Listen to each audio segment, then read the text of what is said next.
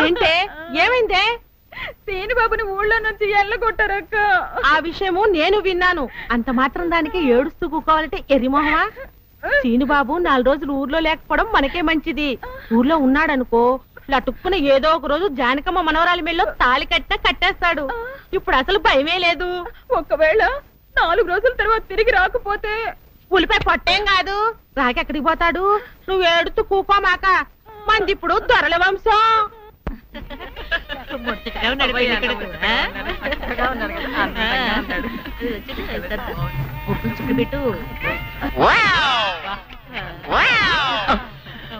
ఇదేమిటి?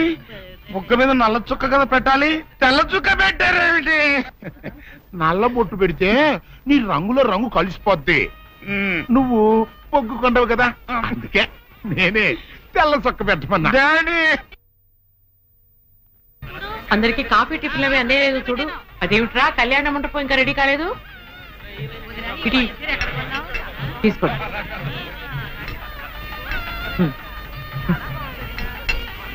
ఎంతైనా జానకమ్మే దగ్గరుండి అన్ని పనులు స్వయంగా చూసుకుంటది. మరి నన్ను ఏం చేయమంటారు చెప్పండి? నాదేమో 6 దిక్కులని కొంపైపోయింది. మన ఇంట్లో పనులు మనం చేసుకుంటే తప్పే ఉందండి. ఏంటో ఆ సీనుబాబు గుళ్ళో గొడవ చేయకుండా ఉంటే ఈ ముహూర్తానికి మా పిల్ల పెళ్లి కూడా అయిండేది. ఈ ముహూర్తానికి ఎందుకులేండి, మా దశలే దొరల వంశం. పొట్లకేం కాదు. అమ్మా సుందరి, అమ్మా సుందరి. ఏంటమ్మా ఏమైంది? ఏమోనండి, ఉన్నట్టుండి కళ్ళు తిరిగి పడిపోయింది. సుందరి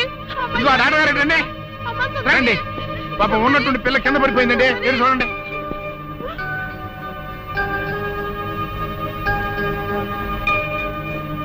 మీరేం కంగారు పడాల్సిన అవసరం లేదమ్మా. అమ్మాయి నెల తప్పింది. నెల తప్పడం ఏమిటండి? మీరేదో పొరపాటు పడి ఉంటారు. సరిగా చూడండి. పొరపాటు ఏం లేదమ్మా, అమ్మాయి గర్భవతి, 3వ నెల. అదెట్ట కుదురుతుంది డాక్టర్ గారు? ఆ సీనుగాడు పాప ఈ పిల్లని బలత్కారం చేసి 1 వారం రోజులు కూడా కాలేదు, అప్పుడే 3వ నెల అట్ట వస్తే? అది డాక్టర్ గారిని అడగాల్సిన ప్రశ్న కాదండి, అమ్మాయిని అడగాల్సిన ప్రశ్న. ఏమే సుకుమారి, ఏంటిదంతా? నాకేం తెలీదు.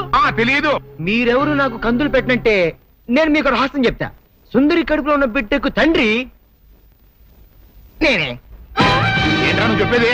ఆపండి, ఇదంతా అబద్ధం. వీళ్ళు చెప్పేదంతా పచ్చి అబద్ధం. నాకెవరితోనూ సంబంధం లేదు. నేను కన్న పిల్లనే. ఊరుకోవే. ఆ వేరేతో మనోడు నిన్ను బలాత్కారం చేసిన తర్వాత కూడా నువ్వు కన్నెపిల్లవి ఎలా అవుతావు? వీళ్ళంతా చెబుతున్నది నిజమే అయితే నువ్వు ఆడపిల్లవే గాని కన్నె పిల్లవెలా అవుతావు? కాదు, నేను కన్న పిల్లనే. నన్ను సీనుబాబు పాడు చేయలేదు. ఏంటి? సీనుబాబు నిన్ను పాడు చేయలేదా? మరి అతనే నిన్ను బలాత్కారం చేశారని అయ్యాల పంచాయతీలో ఎందుకు అబద్ధం చెప్పావు?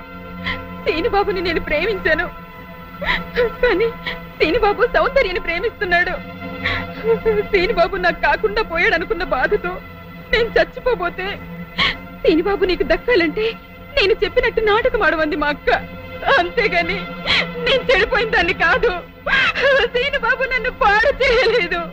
అసలు నేనే తప్పు చేయలేదు. అబద్ధం. దాని మాటలేదు నమ్మకండి. కళ్ళు తిరిగి పడిపోవడంతో ఏదేదో మాట్లాడుతుంది. నోరు పోయి ముయ్యమైన కప్పనోరు. దాని అమాయకురాలు చేసి నువ్వు ఇంత నాటకం ఆడతావా? ఆ వీర ద్వారా మనవుడు తప్పు చేశాడంటే నేను నమ్ముతాను అనుకున్నావుటే? నువ్వు ఆడిన నాటకం నలుగురికి తెలియడం కోసమే నేను ఇలా నమ్మినట్టు నటించాను. ఏమిటే కూసావు? నీది దొరల వంశమా? ఏది మళ్ళీ ఇంకోసారి కూతకోయి నీ పళ్ళు రాల కొడతాను. జాగ్రత్త. వాసిని అమ్మ కడుపు మారా. నువ్వు చెప్పిన మాటలన్నీ నిజమని నమ్మి బంగారు లాంటి కుర్రోణ్ణి అనరాని మాటలన్నీ అన్నాను కదంటే, మచ్చలేని నా పంచాయతీ ప్రెసిడెంట్ పోస్ట్ లో తప్పుడు తీర్మానం చేశాను కదంటే, అయితే ఇప్పుడు అందరి ముందు సరైన తీర్మానం చెబుతున్నాను. ఏ రైతురా మనవడు నిర్దోషి అని తేలిపోయింది కాబట్టి ఈ సప్పిడి సుకుమారి చెల్లెల్ని ఆ బాబు పెళ్లి చేసుకోవాల్సిన అవసరం లేదు.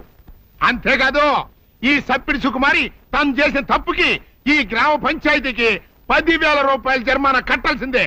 అమ్మ జానకమ్మ, నీ మూలంగా నేను చేసిన తప్పు దిద్దుకునే అవకాశం కలిగిందమ్మా. నీ మేలు మర్చిపోలేను.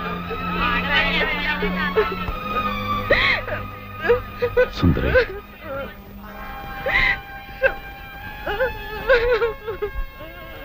నిజమేంటో అందరికీ తెలిసిపోయింది. ఇంకా ఎందుకు బాధపడతావు? ఊరుకో. సౌందర్య, నారత్త, నేను విన్నదంతా నిజమేనా? అవునమ్మా, అది చెబుదామని వచ్చాను. నారత్త, పిచ్చితని సీను నా కళ్ళ ముందు పుట్టి పెరిగిన బిడ్డమ్మా. అతను ఎలాంటివాడో నాకు బాగా తెలుసు. అందుకే నువ్వు సీనుని ప్రేమిస్తున్నావంటే నేనెంతో సంతోషించాను, ప్రోత్సహించాను కూడా. సీను నిర్దోషిని రుజువయ్యే వరకు అతని ఊళ్ళో ఉండకూడదు. ఉంటే సుందరికి సీనుకి పెళ్లి జరిగిపోతుంది. అలా జరగకుండా ఉండాలని సీను నీ ఊరి నుంచి బహిష్కరించేలా చేశాను. పాపిష్టిదాన్ని నా సీనుని ఎంతో బాధ పెట్టాను.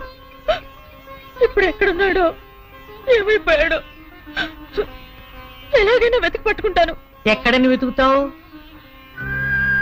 అవును, ఎక్కడని వెతుకుతాను? పిచ్చి పిల్ల, నువ్వెక్కడా వెతకనవసరం లేదు. నేనే సీనుని రప్పించాను. నిజంగానే నానత్త? మోహన్ చూడరా.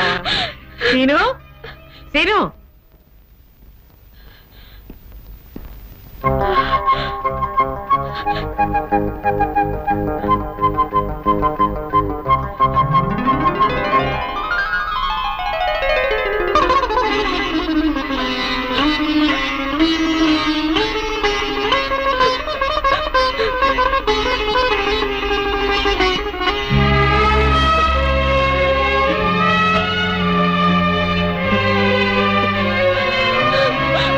సుందర్య